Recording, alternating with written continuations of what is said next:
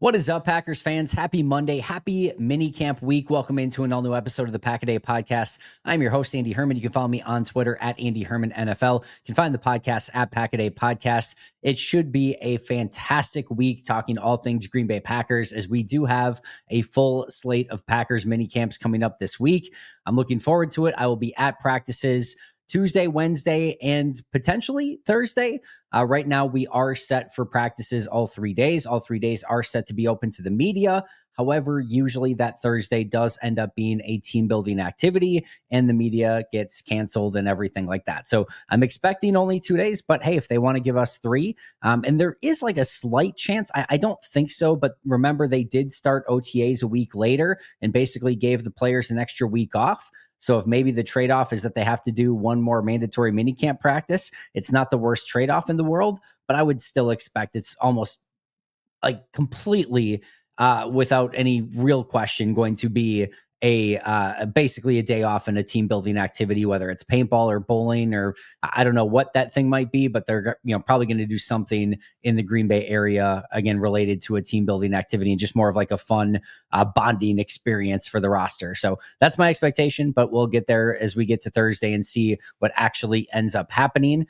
Before we jump into that mini camp preview today, I do want to give a shout out to Adam Zerby, who is a brand new Pack-A-Day Podcast YouTube member. If you have not checked out those memberships yet, make sure to do so. And of course, make sure to like, subscribe, check those little notifications so that that the alerts so that you're notified every time that there is a new episode. If you're on the audio stations, give those 5-star reviews. Anything that you can do to support the channel is always wonderfully appreciated.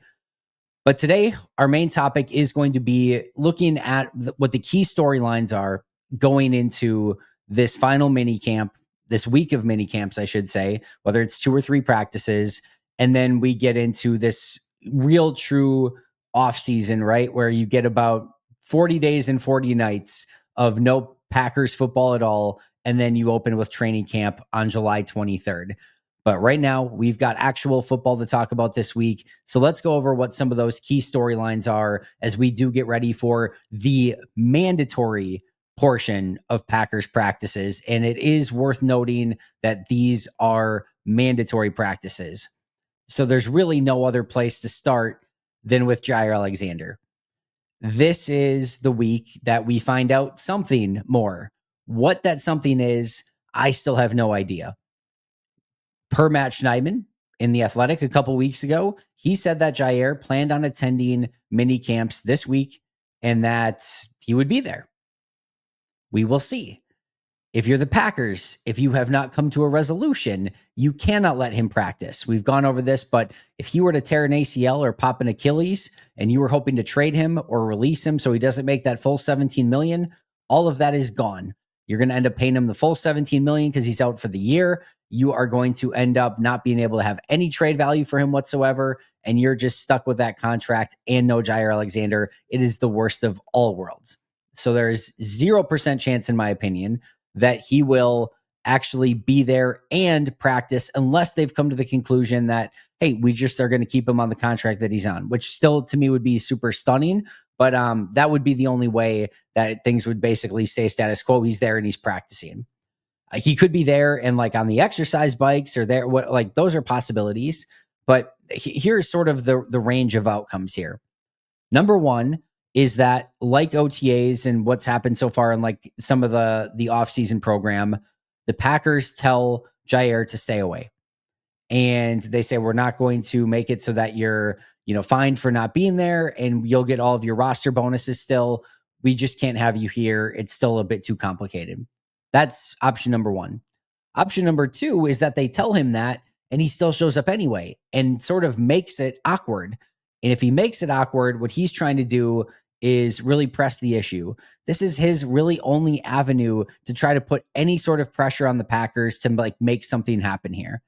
That's option number two. I don't know if Jaire would do that, but it's at least within the realm of possibility, or it could be done if Jaire wanted to try to expedite this along and say, we've got to figure something out. I'm showing up. I'm on the roster. I am coming to minicamp. Not to say he's practicing. Green Bay can definitely make sure that he's not doing that, but you could say, I'm showing up and make it awkward. And then Green Bay maybe makes a decision a little bit quicker. Maybe they don't. Who knows? The next thing is that you could have a situation in which he shows up again in Green Bay, says, all right, we're just going to keep you on the roster spot in the salary cap situation that you're on. We're going to pay you the $17 million this year. Welcome back. Don't see that happening, but it's possible. They also could come to an agreement on Monday or Tuesday, whatever it might be, and figure it out, whether it's some sort of contract restructure or whatever that might look like. That's a possibility. As I mentioned, they could make it so that he's there, but just not practicing. So he shows up. You're like, hey, thanks for showing up. We appreciate it. Obviously you're not going to get fined or anything like that. You're going to get your bonuses, but we still can't have you practice. So you can just do the exercise bike or whatever, or we're going to hold you out, or we're not going to have you actually at the practice portion. That's all possible as well. There is the possibility that they could release him ahead of the practices this week. There's the opportunity that they could still try to find a trade for him ahead of practices this week. That's probably it. But that is a pretty wild range of outcomes. Him being on the team, him being there but not practicing, him being traded, him being released. All of those things seem at least semi-feasible at this point in time. And I still have no idea. If I were probably gambling today, I would probably say he shows up and the Packers just tell him not to practice and they continue to work towards a resolution on this thing, whether it be with Jaire staying, releasing, trading, whatever that thing may be down the road. I still think Green Bay is going to operate with some level of patience as they continue to go through this, whether that's putting pressure on Jaire to take a better deal or putting pressure on the rest of the league to offer something a little bit more. I'm not sure what Green Bay's play is here, but they're going to remain patient would be my guess. But my guess is not worth anything at the moment because I legitimately have no idea what direction that this goes in. But this feels like our first semi shatter point on this situation of do we finally get some inkling, some resolution? Is there more talk about it? Anything? Is there a report on Monday? Does Rob Demovsky or Tom Silverstein or somebody report that, or Matt Schneidman, that this thing is now happening, whatever that thing might be? I don't know. I have no idea. I think that's what makes this so fascinating. And again, the most recent report that we got from Matt Schneidman is that Jaire plans on being at mandatory minicamp. So buckle in, get your popcorn ready. We'll see what that means. And again, we could learn something as soon as Monday if there's a report, or if Green Bay does decide to trade or release him prior to minicamp on Tuesday, that's a possibility as well. Like I said, buckle up. I have no idea how this goes. And that's certainly the 1A biggest minicamp storyline. It's been the biggest storyline of the offseason. It continues, and maybe, please, maybe we can get some resolution on this this week so that we don't have to go into those 40 days and 40 nights continuing to talk about this Jaire Alexander situation. And then number 2 is an Elton Jenkins situation. What happens with Elton Jenkins? And this also feels like a pretty major point in this situation. He, meaning Elton, did not show up to non-mandatory practices. Those were voluntary. That's mostly much ado about nothing. It's not nothing, but it's not a huge deal. He's a veteran. He knows all this stuff. You like him there because he's relearning center and building that rapport with Jordan Love with the center and quarterback exchange, as well as the checks at the line. You would like him there as soon as possible, but that's the non-mandatory portion. That's not the end of the world. This week is going to tell us a couple things, or at least could tell us a couple things. If he's there and if he's practicing, all right, it maybe isn't completely much ado about nothing, but it's at least not a big deal. Elton is still acting in good faith. He is out there practicing still. There's no major hiccup here, and things are hopefully good to go moving forward. Not to say that there might not be a couple contract tweaks here or there, but that the sides, Elton and the Packers, are on good terms. Elton's going to practice, and we're good to go moving forward in all likelihood. The other situation is that Elton doesn't show up. And then this becomes a much more fascinating, but way worse situation for Green Bay, that now you have another one of these really big contract disputes that does not seem like it's going away anytime soon. Another layer of that would be if Elton shows up, but says, hey, I'm here. Don't find me, but I've just got this little thing in my back while you kind of work on my contract, or I've got a little bit of flare up in some other area, whatever it might be. I'm just going to ride the exercise bike for a few days. You guys continue to work on my contract. So it's he's there, but he's just, he's a little banged up. He can't be out there practicing right now. He's just, it's not quite where he wants to be yet. We know how these situations work. So again, 3 different avenues for Elton Jenkins. He's out there practicing, he's not there at all, or he's there and he's, injured, contract injured. I don't know again where this goes either. We haven't had a substantial report that I've seen that says, hey, this is a major issue where like Elton's just not going to show up or not going to play until this is resolved. I don't know what this is. It could have just been, hey, I'm upset by this and I'm not going to attend, non-mandatory practices because of it, but I'll be there for mandatory practices. I'll be there for camp, and I'm going to continue to hope that Green Bay does me a solid down the road and figures this out. I don't know, but this is another very interesting one. And hopefully, fingers crossed, we don't have to deal with another one of these big time situations. And now you're going into, again, these the post minicamp, pre-training camp, off-season period where we're talking about both Elton Jenkins and Jaire Alexander being like, I don't know what's going to happen next. I don't know what's going to happen going into training camp.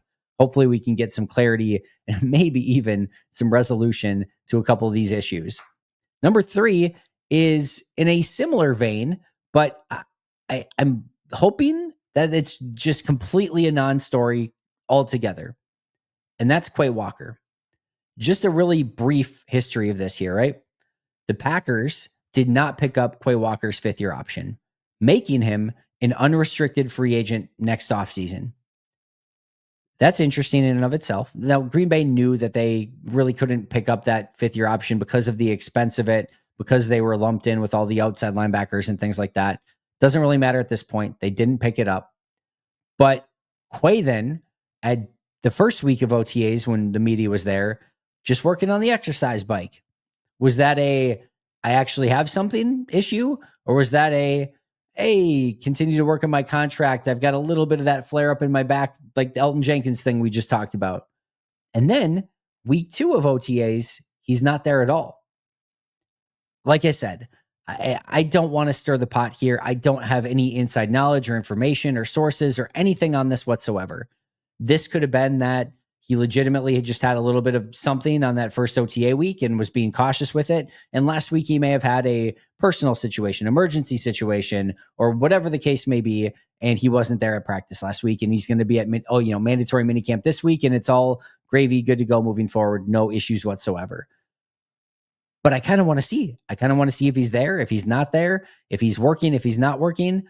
Even if it's just like, hey, there's no contract issue, he's good to go, but there is this injury that's holding him out. All right, what is that injury? And can we learn a little bit more about that? Or if he's just out there, then we can put this entire thing to rest. I don't have any concern or panic or level of nervousness about Quay at this point in time, but it was just at least semi-noteworthy that he did not practice at either of the practices, and again, was not even at the second OTA week that at least the media was available for.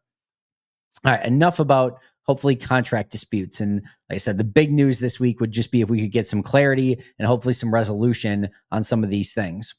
Number 4 is just, hey, they have an open roster spot. How do they utilize that? I'm not expecting a big time veteran or something crazy, but they do have a spot open. And I would think that they would like to fill that prior to minicamp this week. Doesn't really make sense to sign somebody after minicamp. Now, the one, maybe change in that would be you do see a lot of times either some of these veterans that have been kind of holding out until after minicamp is over that maybe sign right before training camp. Maybe Green Bay is going to hold open a spot for something like that where they sign a veteran right before the start of camp and bring somebody like that in and let them compete at that point in time, or just know that they're going to maybe take these next handful of weeks to just sort of sort through and see where maybe some of their weaknesses in depth are and maybe pick up somebody before training camp there. But it's certainly still possible that they would want to pick somebody up before minicamp this week. They can always release them later if it doesn't work out and if they need that spot available. But that's another just sort of minor roster note here and just kind of minor storyline is that they do have that open roster spot, and how do they go about utilizing that? Number 5 is the play of the 2 players that stood out in week 1 of OTAs and week 2 of OTAs, and that is Jordan Love and Matthew Golden. Not much that either of these players can do at this point in time because it is just still mini camp. There's no pads on. We'll see what level of intensity that they practice on this week with it being a mandatory mini camp. But I love how both of those players played in the first couple weeks of OTAs. I thought Jordan looked crisp, sharp, veteran, accurate, all of it. I thought he was as good as could be. And I thought he was very efficient doing everything from hitting his checkdowns to hitting the big throws down the field, working short, intermediate, and long, scanning the field, knowing where his reads were. I just thought it was a very veteran approach through those first 2 weeks of OTAs. Can he follow that up with another great week of minicamp this week? And then Matthew Golden, everything is advertised. The speed is there. The route running's there. Certainly things he can still work on. Plucking the ball out of the air looks natural as a kick returner and punt returner. Like everything is natural. Everything just looks like it comes easy to him, even though I know he's putting in a crap ton of work to make it look that way.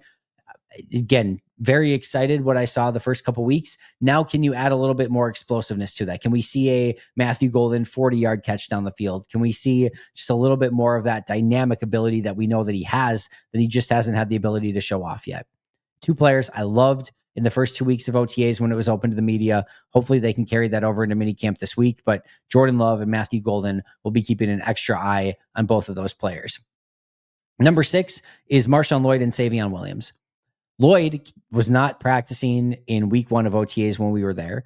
Week 2, he was, but he wasn't doing team drills. Savion Williams has been practicing in both weeks, but has been wearing that red no contact jersey. I would love to see Lloyd and Savion Williams get out there and do a little bit more in team drills. My guess is that Green Bay is going to be ultra safe with both players and make sure that they're healthy going into training camp. But if we do get a bigger glimpse of Marshawn Lloyd, how does that look? If we do get a bigger glimpse of Savion Williams, we get to see both of them in team drills, 2-minute drills, whatever it might be. That would be really, really fun. I would love to see what both of those players are capable of going into year 2 for Marshawn Lloyd and obviously rookie year for Savion Williams. I am very much enticed by both of them in when it comes to their playmaking ability. I cannot wait to see what both of these players can become.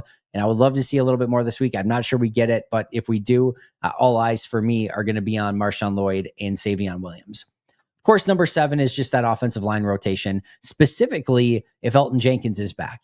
If Elton's back, we know he's going to be at center, Banks at left guard.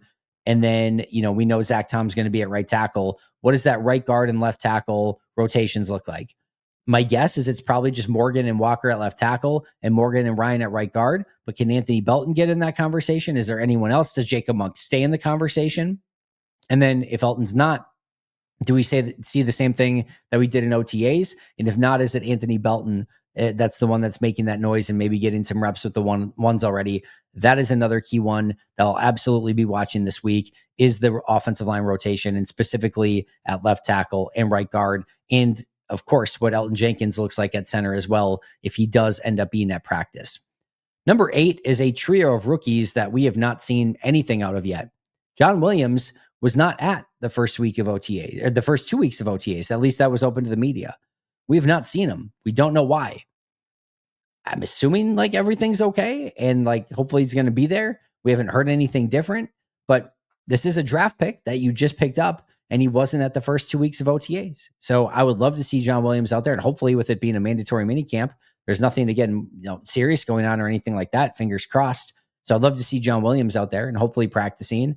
And then Warren Brinson and Colin Oliver were both in the rehab group both weeks. Can they make it back for this week of minicamp? They'll be there, I'm sure, because it's mandatory. But are they in the rehab group? Are they actually out there working? So a trio of rookies that we've seen nothing from yet. We haven't even seen John Williams at practice period. And again, Brinson and Oliver just in the rehab group. Would love to see those guys out there. But again, my guess is Green Bay's probably going to prioritize training camp over this week of mini camps and just give them a little bit more time. But we'll see. And of course, if John Williams is there and healthy, hopefully he's at least good enough to practice. Number 9 is a player we talked about a couple weeks ago alongside Kalen King. And this past week, Keyshawn Nixon gave him a lot of praise for the way that he has been playing so far in this offseason program and in OTAs. And we'll see if he can carry it over into mini camp. And that is Kamal Hadden. I do believe Kamal Hadden has a real, true, legitimate chance to make this team, whether Jaire is back or whether he's not back. Either way, I think Kamal Hadden's going to be in the conversation. And just some of the things that we've been hearing, at least from Keyshawn Nixon, it wouldn't surprise me if Kamal Hadden's the leader in the clubhouse right now. Now, The Packers spent 7th-round picks on Micah Robinson and Kalen King. And even though Kamal Hadden was a 6th-round pick, he was not Green Bay's 6th-round pick. I don't think Green Bay cares. I think they care about getting the right player on the roster for the right reasons. And if Kamal Hadden can be that, he'll be the guy. I think there's a ton is aggressive. I think there's a lot of talent there in Kamal Hadden. I really do. And I think he can be a player that really is a true 53-man rosterable player and even could potentially get some playing time here and there and hold his own. I'm very interested and intrigued at what he can become.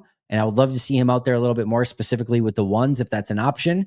But keep an eye on Kamal Hadden. I know you specifically can't because it's unfortunately still not open to the fans, which I think is still ridiculous. And I will complain about it all the time.